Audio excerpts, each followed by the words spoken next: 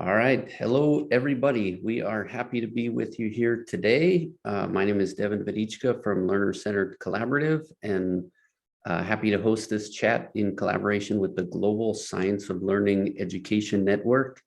I'm going to be asking some questions of our distinguished guest. That's Mr. Glenn Whitman. Glenn, would you mind just introducing yourself real quickly? Yeah, fantastic. Thanks, Devin, for hosting. Excited about this. For those who are listening, my name's Glenn Whitman. I've been a history teacher, women's soccer coach, student advisor since 1991 at 3 different schools in the United States. And then my big job currently is I'm the executive director of the leading teacher-led school-based Mind Brain Education Science Research Center in the US, the Center for Transformative Teaching and Learning. And I've been doing that work for the last decade. That's great. Thanks for being here with us, Glenn. And you authored an article which was published in EdSurge, and we'll share the link out, but it's about how brain research helped to inform your schedule for remote learning. And before we jump into that meaty topic, I'm curious to hear more on your journey. How did you get interested in the science of learning? How did you get started? What piqued your curiosity about the science of learning as an educator? Yeah, no, great question, because this was certainly not the perfect plan I designed for my career after graduating Dickinson College in Carlisle, Pennsylvania, and doing a master's at Dartmouth. I sort of got lucky. I was at the right school at the right time, asking the right questions. In 2007, I was at St. Andrew's Episcopal School, which I still am, outside of Washington, D.C. And we were in a strategic planning process that, independent, public, private, charter schools go through. And we asked ourselves this generative question: how do you take good teachers and make them great, and great teachers and make them expert? It's a wonderful question, and I would like to think every school has asked or is asking themselves that question.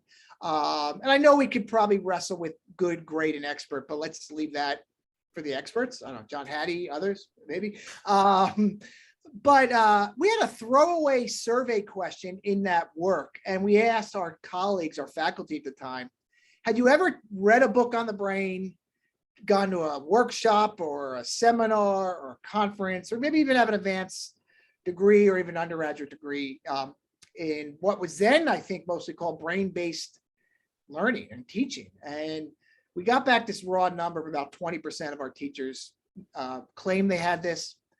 We were suspecting maybe some were lying because they were worried our boss or our principal was watching. So we actually think the number was lower.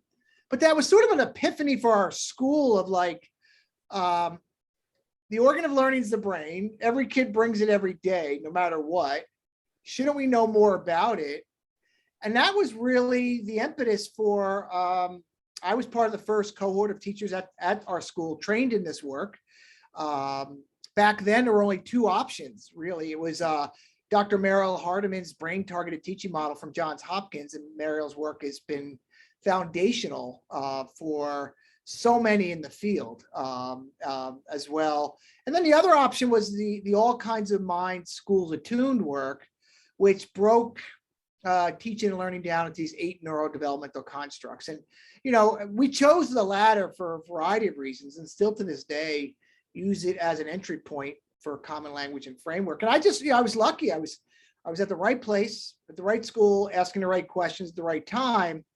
And then I had a crazy enough principal or head of school say, Glenn, run with this and see what it does for us. And lo and behold, 14 years later, we're still running. That is amazing. That is a great, great story. So you mentioned St. Andrews. Can you tell us a little bit about the school? What is the context? What grade span? Where is it?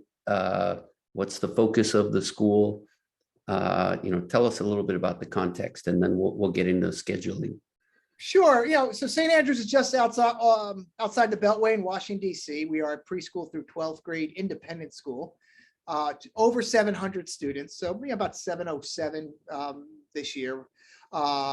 really with a faculty that is fully committed to keep getting better. We used to have a school leader who said, if you need to be better in June than you were in September.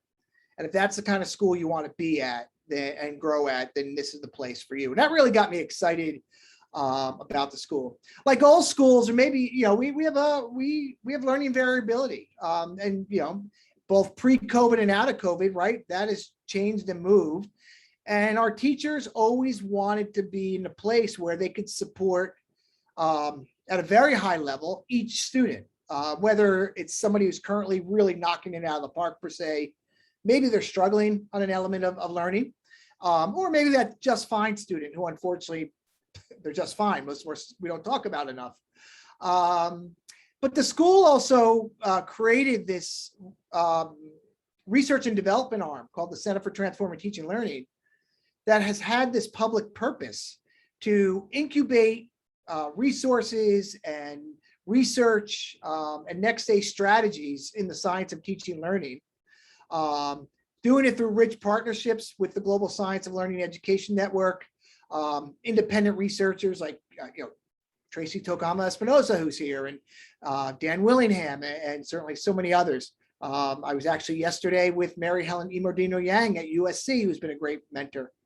But really to take what we've incubated, because we can do things at a pace and a speed that maybe public schools or districts cannot do, and bring them to public schools and districts in a way that they can scale in the same place. So again, I think it's a real example of an independent school that values school-university partnerships, but has a true public purpose.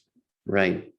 And so you mentioned, your school, like all schools, have learner variability, and we're all human and we all have unique challenges. And so tell us a little bit about what led you to think about, not you, but you and your team, to think about a different way of approaching the schedule. What was the impetus for the change there? And then, if you don't mind, how did your experience with the science of learning inform the ways in which you framed that challenge in the early stages? Yeah, I've been in education for 29 years, and there's people on this call who've been longer or maybe shorter. I never realized, maybe till midway through, you really want to know what an institution prioritizes and their philosophy and mission. Look at how they use time. And to be honest, I guess I wasn't at the big kids table enough, or I was really thinking about, I teach history, or I'm this, and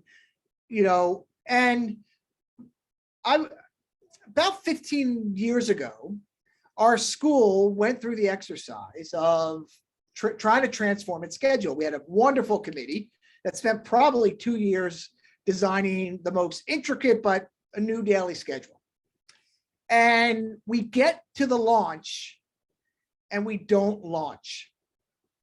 So after all this work, right, we get frozen in our tracks and said, you know what, we're not changing, right? And the old schedule for our middle school and high school was roughly 200 minutes a week of teaching, 3 40-minute periods, which we know were too short, and 1 80-minute block. Roll up. Now let's fast forward until about 3 years ago, pre-COVID.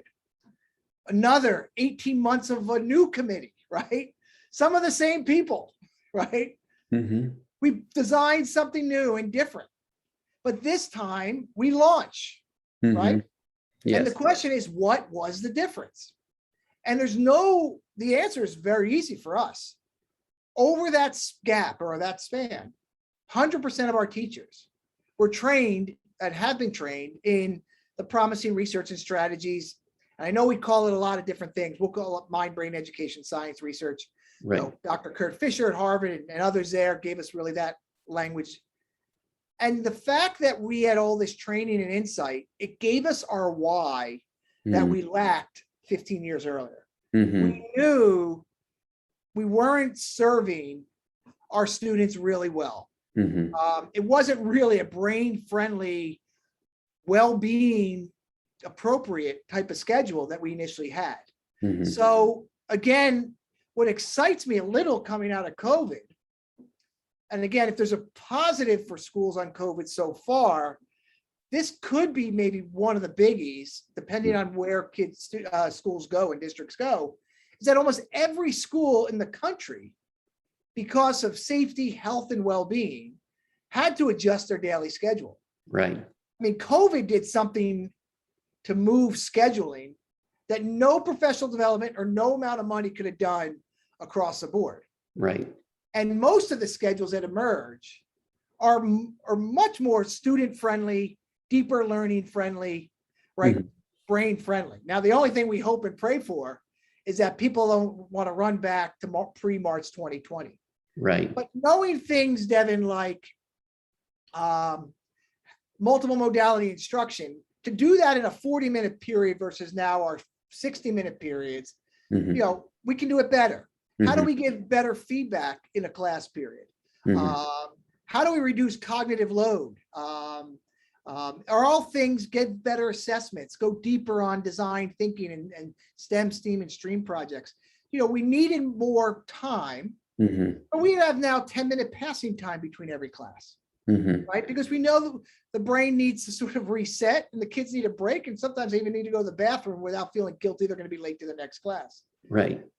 We obviously have classes that change when they meet during the day. I, as a teacher, I want to teach that first 2 blocks. I don't want to teach the dreaded period after lunch, right? We all Right. know that, Right. or the last period of the day.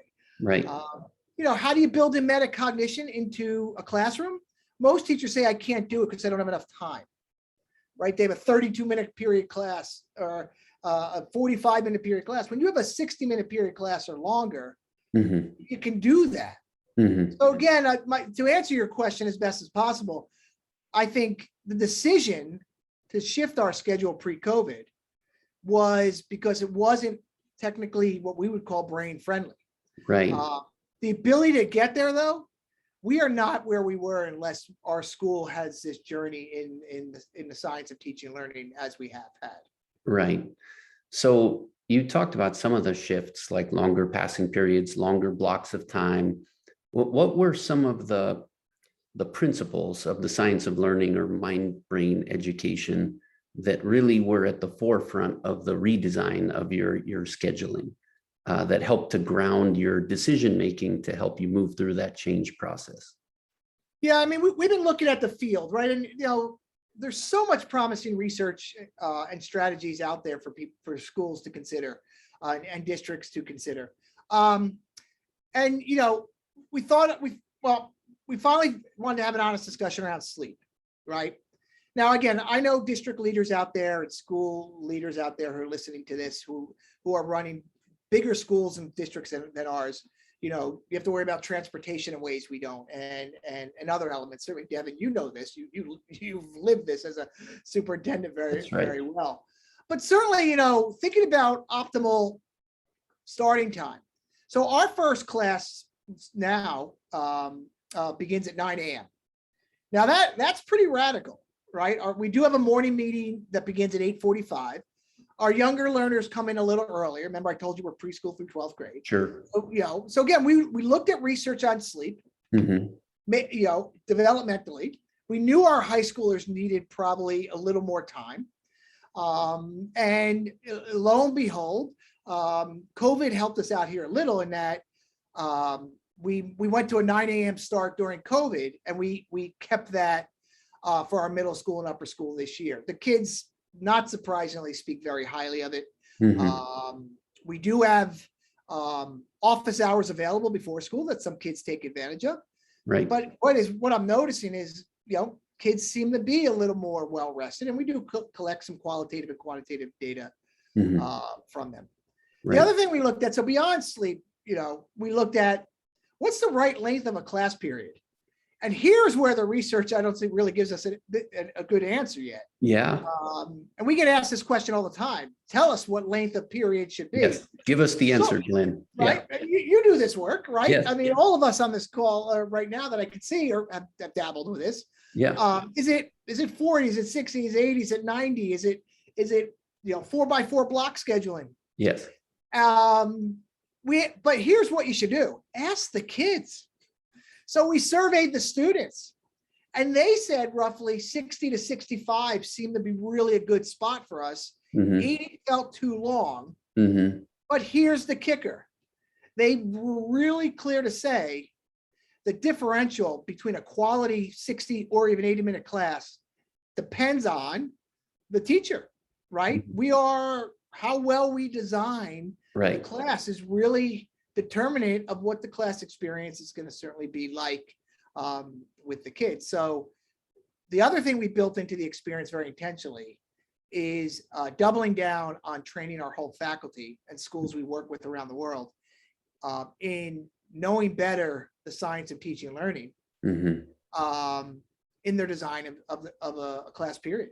Right. How do you begin a class? How do you end a class? Where do you let the kids run and explore and bring choice and novelty?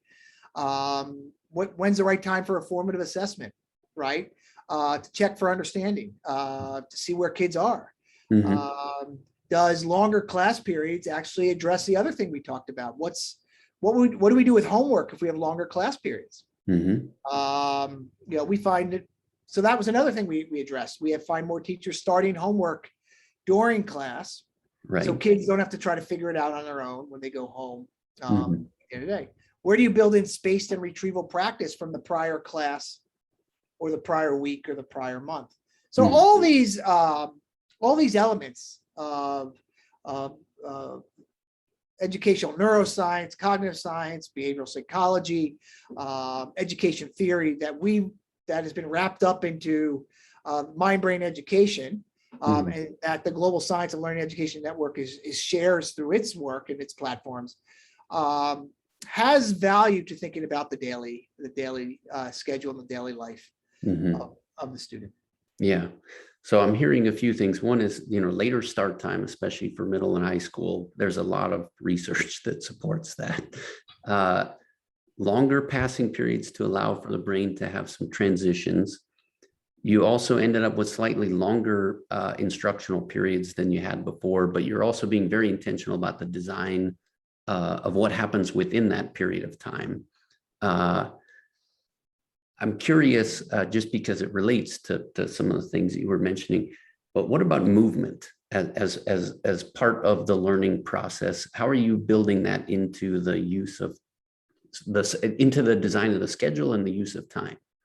Yeah, no, so we've done no empirical research on it, but if you walk the halls of our school, or schools that I think have longer class periods, and again, here's an example where I think there's moments where there might not be research, but good instincts, and you can see it in some ways. I think longer periods. So now we have, as I told you earlier, we had 3 40-minute and 1 80-minute period for our middle school and high school. Our elementary school is certainly a different model for all those elementary school teachers out there listening. Now we have 3 60-minute periods. So here's what's interesting. We took away teaching minutes. So we dropped to 20 minutes, which people would say is like sacrilegious, right? You can't, but I would argue we're teaching better. And here's why. Because we have 360 minutes. Here, our science department would say we could only do labs on a long block period. Right. Now they can actually do, the science work, to being a scientist, multiple times in a week, because they have these periods. Teachers build in, movement and collaborative work. Go outside, certainly during COVID, outside as much as you can, right? Yes. Because again, that extra 20 minutes for most days gave them the permission to feel like they don't have to race through and cover. They can build in these multiple modality, multiple sensory moments. Right. And the other thing that I failed to mention earlier that we tried to do, and this is where research on memory, and I know there's others on the call who think we've been talking about this quite a bit. The research on memory was very much applied to our schedule. We wanted a gap between when you met your classes. So I meet my students this year. I teach 10th grade history this year, Monday, Wednesday, Friday. And we know from research that getting a little rusty, a little forgetting, and then coming back to it is actually really good for memory and memory consolidation. Assuming assuming though, teachers are trained in spacing and retrieval kind of work, right? And I know a lot of people in this field and members of the Global Science of Learning Education Network really think about this a lot. So we like this idea of not seeing our students every day. Now, I will say this: there were some heated battles with our language, our foreign language department, and our maths department in particular. We have to see each other every day. But when we began training each other in how to begin a class when you've had 48 hours in between better, that, now we have like retrieval grids are all over the school. Formative assessment or beginning, what's stuck from the last class period. Right. I think that was a really big moment for us as well. And, to be honest, Devin, what people forgot, when you teach Friday and you teach Monday, guess what? There's already these gaps that we've always had. Right. So Right. people have had to finally make that connection. Right. Oh, that's fascinating. And, Tracy in the chat just mentioned there's some research from OECD around how feedback is actually more valuable in many cases than more instruction. And so it's another reminder of is what you do with the time that is potentially most valuable, but your notion of spacing is very interesting. And you may not be there yet, but I wonder in your conversations, did you explore the concept of year-round school? How did you think about the summer break as part of this puzzle of how to best use time? I'm not too sure if we're brave enough to have that conversation here yet, to be honest. Okay. One step at a time. It's all good. Yeah. It's funny. I was once talking to a board. I still need to understand really better. Maybe there's people on this call who can help me how we got to this, because I have not been a farmer at any point in my life. Is it truly the agrarian calendar drove us in part in the United States to this design that we have 2 months off in certain schools or even longer? Besides the point, one of the best studies I've ever seen out there, I had a friend, Kevin Mattingly, who's now at Teachers College at Columbia, who gave a final exam at a high school in New Jersey in June, and then re-gave that same final exam to the same students in September. And short of not, thank God he didn't quit the field, but certainly we know all of us could probably have predicted what the results were, because there was no spacing or retrieval generally by the students in between, of that content. So I think that's a great point. We have not gone there. Okay. I'm not too sure if that would happen at my current school. But I am certainly intrigued by the concept, but certainly that would be a sea change here at least. I predict it is a horizon for the future. And I think your school is ahead of many in that you've already been very thoughtful in terms of reconfiguring within the more conventional school calendar, if you will. But one other question I have in terms of just the science of learning, you mentioned that you have a morning meeting for the students, and there is an abundance of research, and we've done some writing around this to synthesize it, but the relationships are really critical to learning. And it sounds like you've been intentional about creating the space to promote those relationships.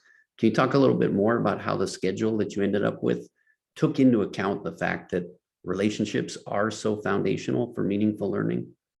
Yeah, and certainly coming out of COVID, I think all of us really know reconnecting in person with humans was something we really lost when schools were distanced. I think that's a really great point.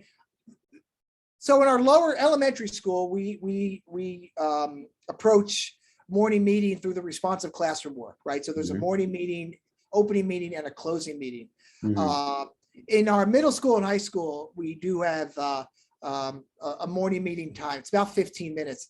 And it's truly driven by community, relationships, connection, celebrating what your peers are doing are really the drivers. And, we were joking the other day, there was our Student Government Association for 5 minutes. We did like musical chairs on a Friday morning meeting. Now, I'm not too sure of the research behind musical chairs. Maybe some people in the audience can tell me. But I'll tell you though, the dopamine boost that, and the enthusiasm that kids went to that first period that day were off the charts. Now, I don't know if any better learning happened or not, but certainly, how do you think about well-being in your and community and relationships and connections? This is why we went to 10-minute passing time. Kids get to connect with their peers. Again, it's not overly long, but there's some schools that have 0 passing time. Or I love the 2-minute passing time in some big schools. I don't know how you make it across the building. It's a race. So, again, this is where I think the promise of mind, brain, education, science research is, if we can elevate all teachers in this space, they can understand how to maximize the time they have with their students, design a better class, formative assessment, summative assessment, build in some of the strategies around metacognition, feedback, developing executive function skills. I know I'm reading the laundry list certainly right here, but it's all accessible. This is what I love about being part of the Global Science of Learning Education Network, or just being part of this amazing international network that's really teachers and researchers working together, leveraging each other's talents, skills, and knowledge and experience to make the learning experience better for kids. That shouldn't really be our learning experience that a lot of us just survive. Wow. Well said.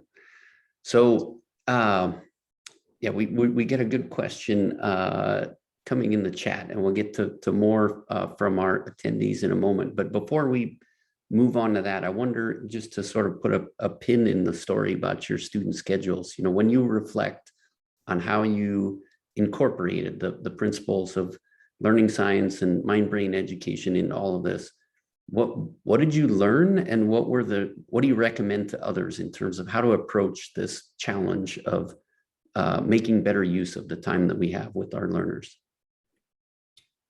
Yeah, I mean, what we learned is there's no question in our mind. You got to know your why. When you transform a schedule of a school, whether it's an independent school or schools within a district, it affects 100% of everybody in the school: parents, students, teachers, administrators. Yes, we have to mention how you're going to get kids to school, transportation.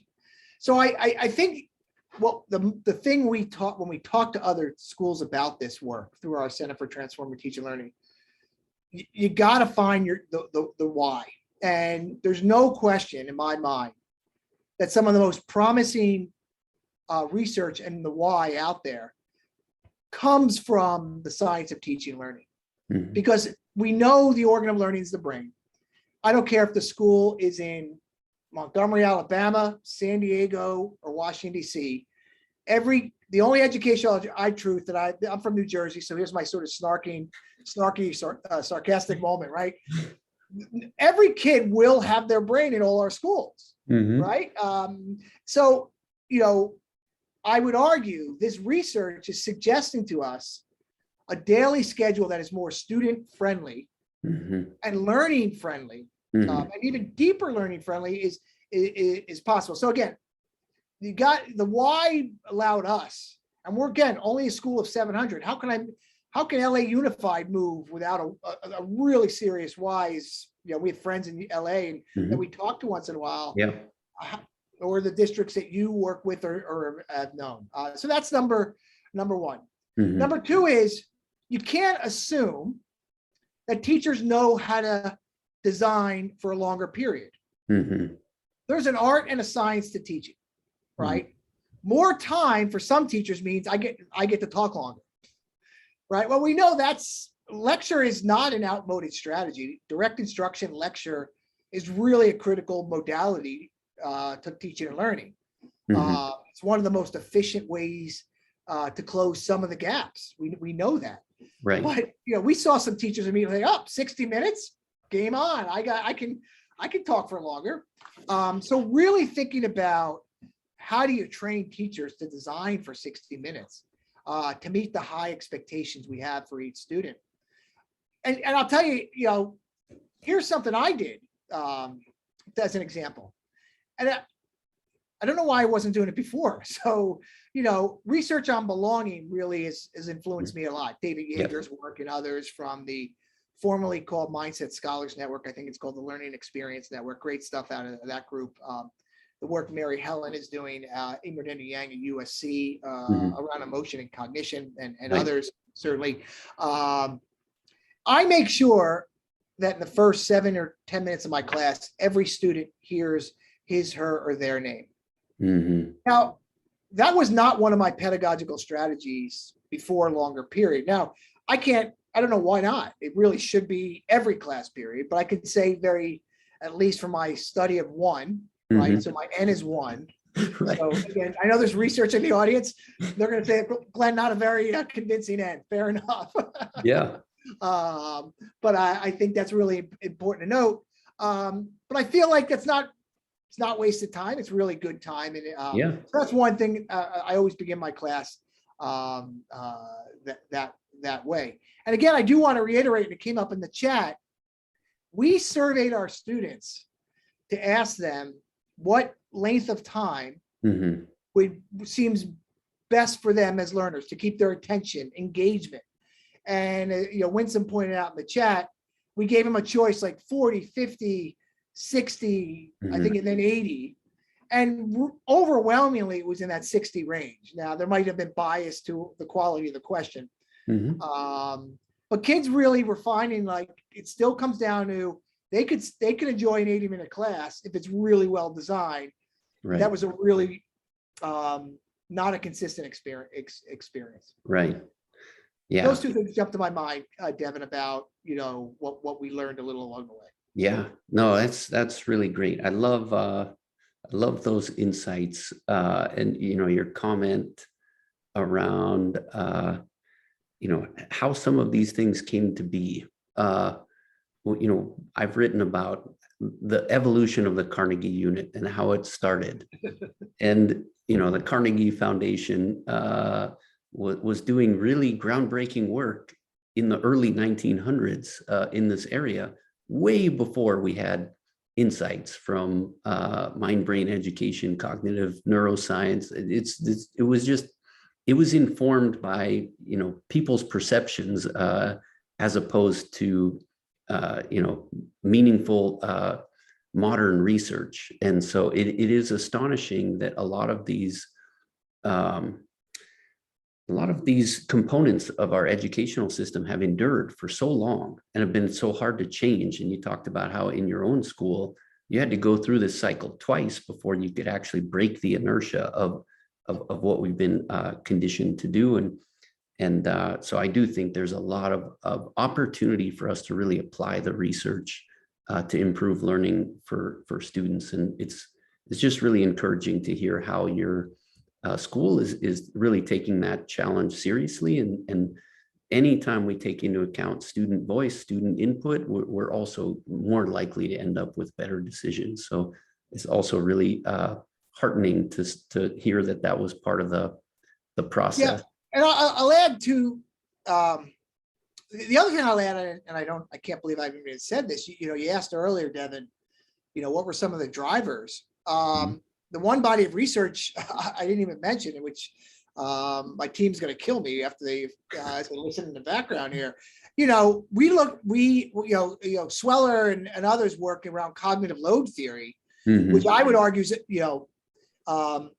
has been transformative for our faculty.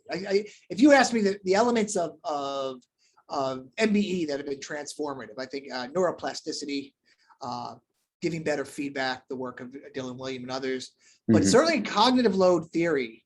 When kids, there were days in our school that kids had all seven classes. Right.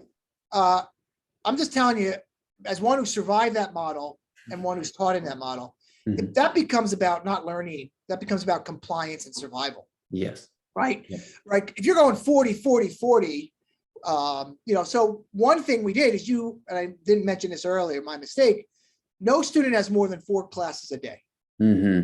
So immediately, though, that addresses homework load. right?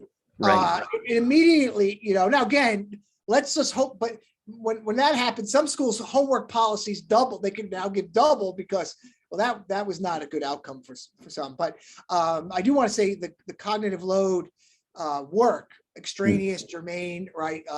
Load that we keep thinking about for our intrinsic that we keep thinking about really factored into this. If you're only thinking about four subjects, and hopefully they're already interdisciplinary, kids have a chance to really go deep and not just figure about, all right, now I'm in English, got to run the math.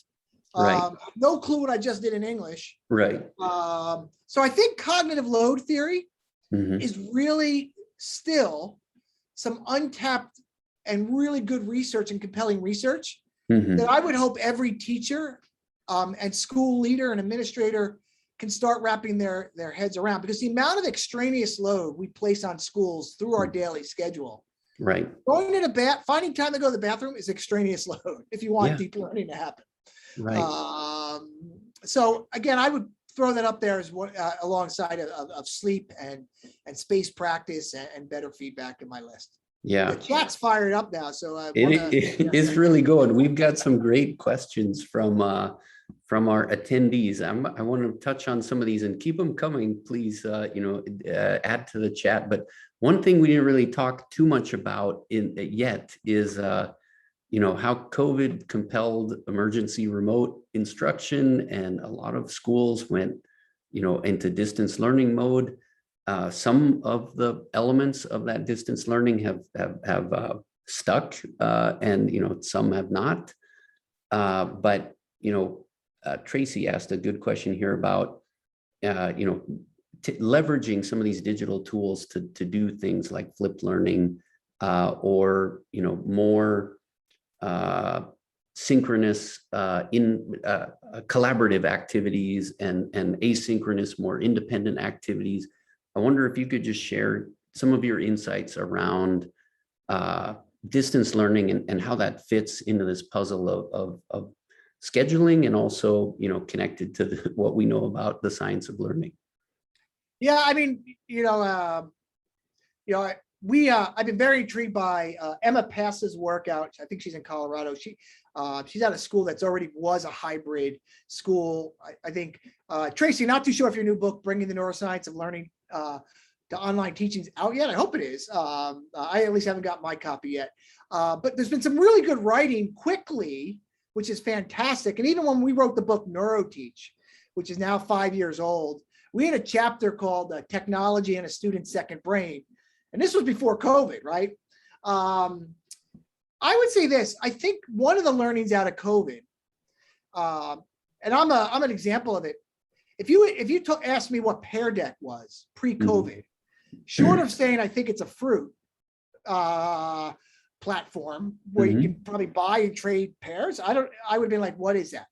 I fell in love with Pear Deck. And again, I'm not a sponsor for Pear Deck. Some of my colleagues fell in love with Nearpod and some other platforms. Edpuzzle was another one.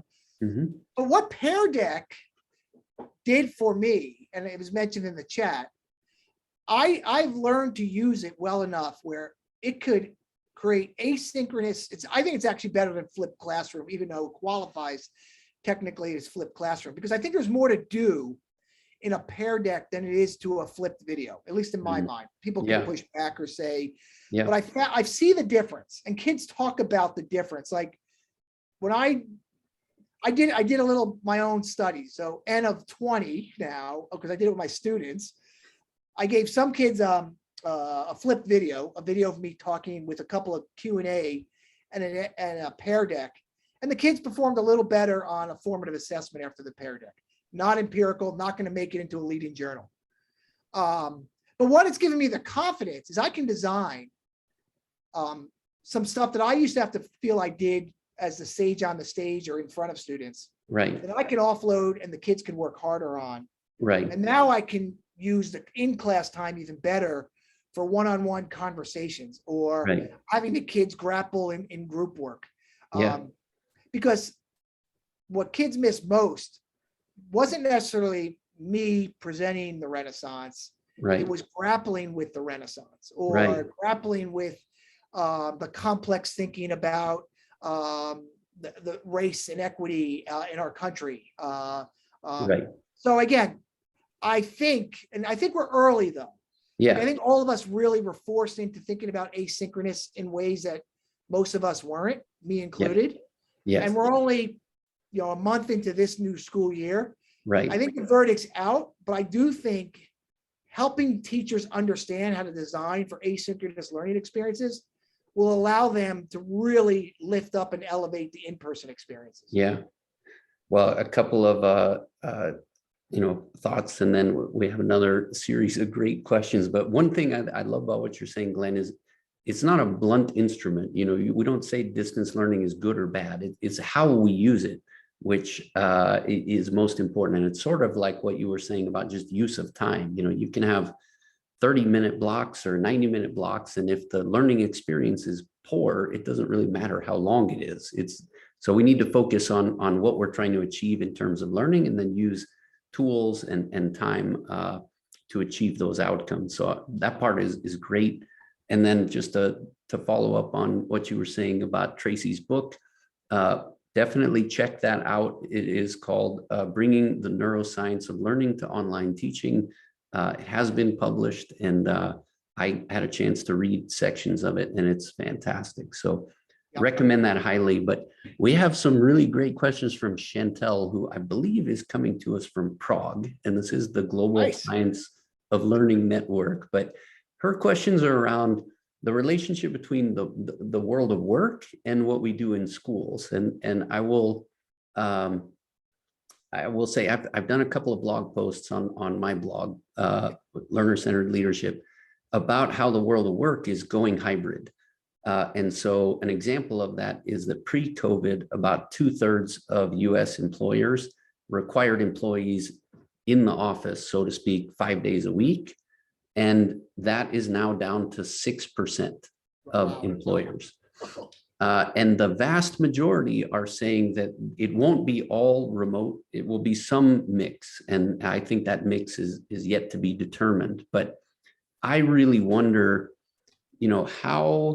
how the changes in the world of work will then influence potentially more flexibility in the student schedule as well.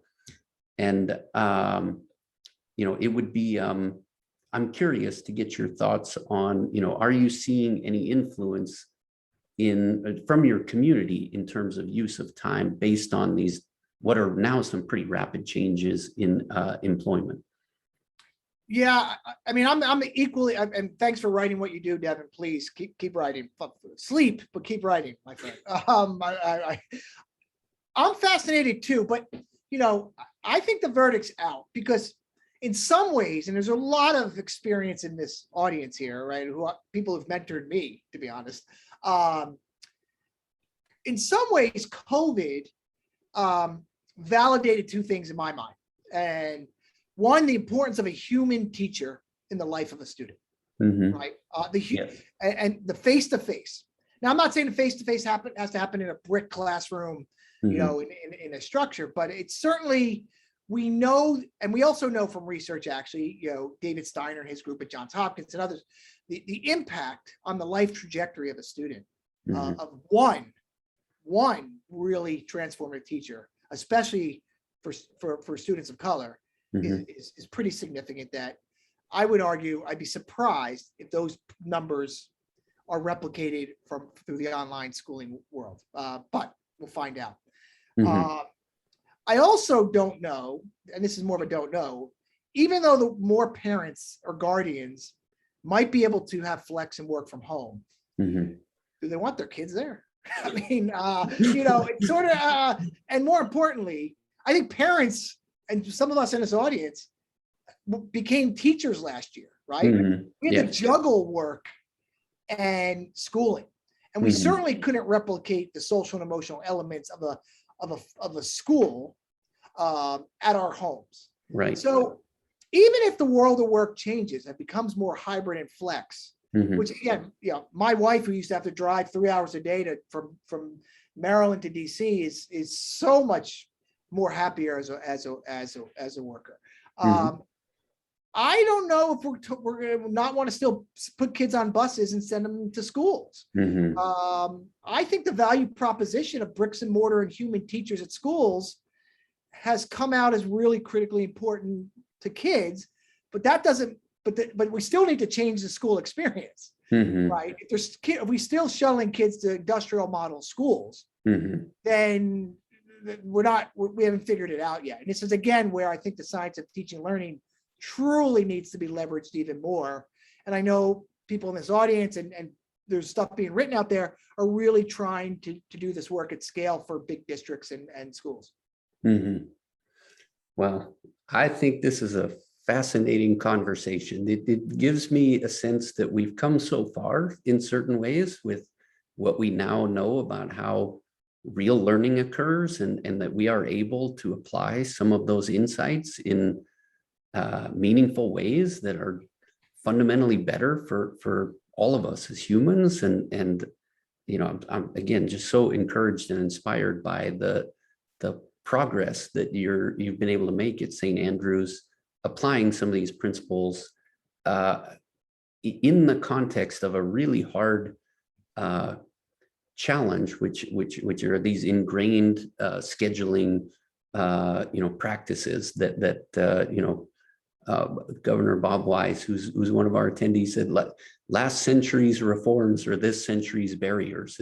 I'm paraphrasing his comment, but it's really true that we now know more, and we should be applying these insights to adjust the structures and the ways in which we organize our schools. And you've done so much to show us what's possible there. And yet I feel like as a education ecosystem, we still have a long ways to go in scaling some of these changes. And the world outside of schools continues to adapt. We continue to get new insights from cognitive science, and so this is going to be an ongoing journey. But I'm so grateful to be connected with you, Glenn, and grateful to be connected with the Global Science of Learning Education Network. And I think that this is just such an important set of conversations that we need to be having more broadly. And so really grateful to you, Glenn, for the time today, for sharing your journey, your insights. And I want to give you the floor for any final words of wisdom, and then we will wrap this up. But the floor is yours to I don't know if it's wisdom, because certainly, I'm in a smaller ecosystem than maybe most, at least as a school, but certainly as an organization trying to impact the global education community. I will say this. It's often said that we have learned more in the last 20, 30, 40 years about how the brain learns, works, changes, and thrives than we did in the previous 100, 200, figure out your number, right?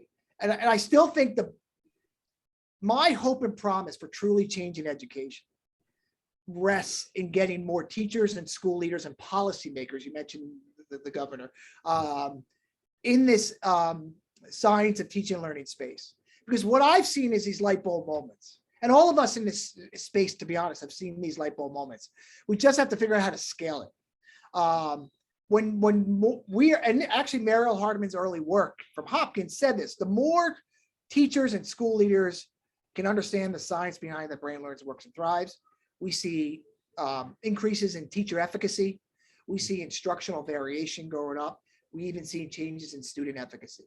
So I think our task, whether it's the Global Science of Learning Education Network, Devin, whether it's your group or Tracy's books, or the work of the Center for Transformational, is not to let our foot off the gas on bringing the science of teaching and learning at scale to educators around the world. That's my closing grand epiphany finale, fireworks. Love it. Love it. Well, that is fantastic. And thank you to all of the attendees. We appreciate your interactivity in the chat and for joining us today. We will be sharing this recording out more broadly, but again, we appreciate all of your time. And on behalf of the Global Science of Learning Education Network and my team at the Learner Centered Collaborative, we're just grateful for your time and energy today. So thank you all, and look forward to staying connected. Thanks, friends. Thanks, Devin. Great job. See you.